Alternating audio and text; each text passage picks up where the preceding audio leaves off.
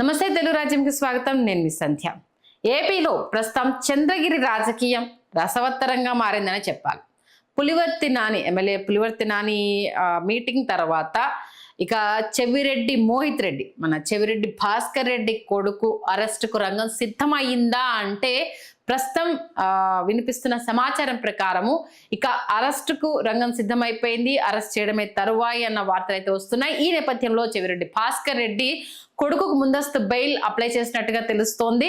కాబట్టి 10 సంవత్సరాలుగా అక్కడ రాజ్యం వెళ్తున్న విషయం తెలిసిందే. ఈ నేపథ్యంలో అటు వైఎస్ఆర్సీపీ అధినేత జగన్మోహన్ రెడ్డికి చెవిరెడ్డి భాస్కర్ రెడ్డి అత్యంత సన్నిహితుడు.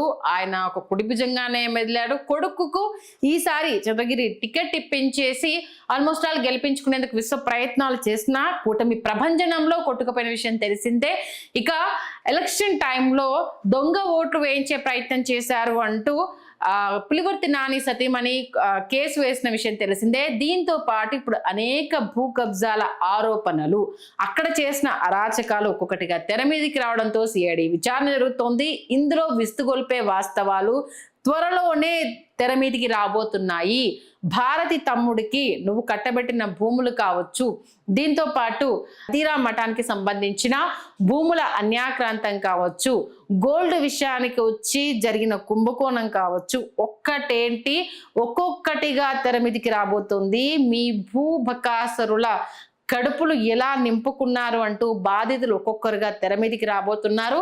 ఖచ్చితంగా న్యాయపరంగానే మీ మీద ఎదుర్కొనేందుకు మేము సిద్ధమైపోయాము. వెంకన్న స్వామి సాక్షిగా కూటమి గెలవాలి, మా అధినేత నారా చంద్రబాబు నాయుడు సీఎం అవ్వాలి, నేను చంద్రగిరిలో ఎమ్మెల్యేగా గెలవాలి అంటూ వెంకన్న స్వామిని మొక్కుకున్నాను. మొక్కు తీర్చుకోవడానికి వెళ్దామన్నా నువ్వు నా పైన చేసిన దాడి, ఆ దాడిని కూడా నువ్వు వక్రీకరించే ప్రయత్నం చేశావు. అందుకే ఇవాళ ప్రెస్ మీట్కి వచ్చినప్పుడు నేను చెప్పులు వేసుకుని వచ్చాను, ఇంకా కూడా నా కాలు స్వెల్లింగ్ తగ్గలేదు. ఈవెన్ ఆయన ఆ కాలు దెబ్బతోటే ప్రమాణ స్వీకారానికి రావడం జరిగింది. ఆయన అంటే అధినేత ప్రమాణ స్వీకారానికైనా ఆయన ప్రమాణ స్వీకారానికైనా ఆయన కాలి కట్టుతోటే వచ్చారు. దాంతో పాటు ఆయన మీద జరిగిన దాడి అప్పుడు వైఎస్ఆర్సీపీకి సంబంధించిన 12 మందిని అరెస్ట్ చేయడం జరిగింది. ఉసిగొల్పింది వీళ్ళే అంటూ కూడా పులివర్తి నాని కేసు పెట్టడం జరిగింది.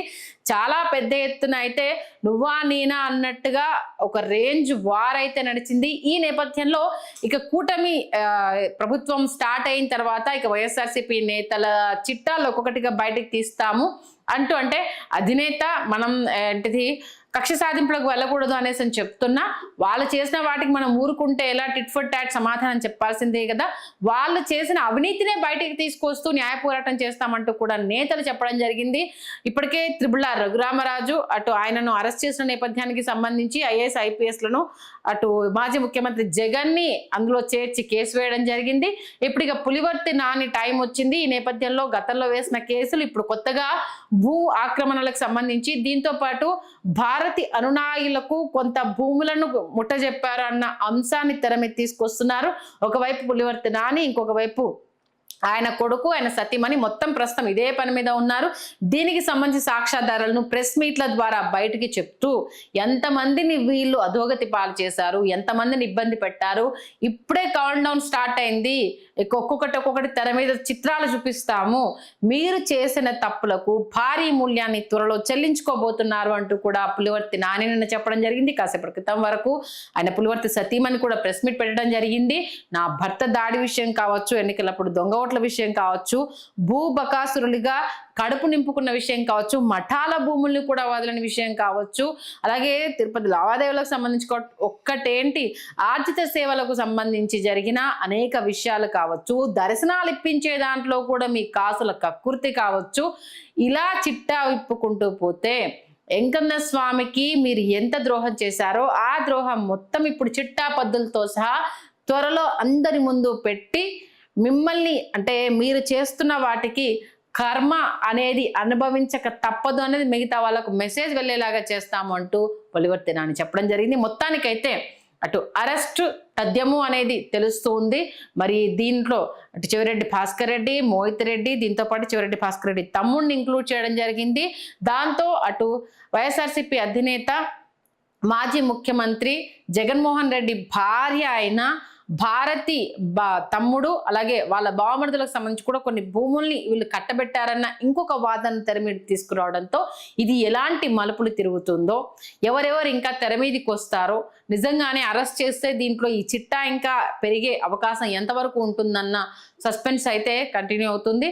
ఓవరాల్గా అయితే కౌంట్ డౌన్ అయితే వైఎస్ఆర్సీపీ నేతలకు స్టార్ట్ అయిందన్న విషయాన్ని పులివర్తి నాని చెప్పకనే చెప్తున్నారు.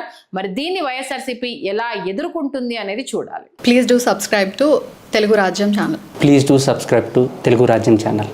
Please do subscribe to Telugu Rajyam channel. Hi అండి, నేను మీ ఆర్పీని, నెల్లూరు పెద్దారెడ్డి చేపల పులుసు ఓనర్ని. మీరు తెలుగు రాజ్యం అనే ఈ యూట్యూబ్ ఛానల్ సబ్స్క్రైబ్ చేసుకుని మంచి మంచి వీడియోలతో వస్తారు. Thank you so much. Hi people, I'm Sonakshi Verma and you please watch Telugu Rajyam and please subscribe to the channel.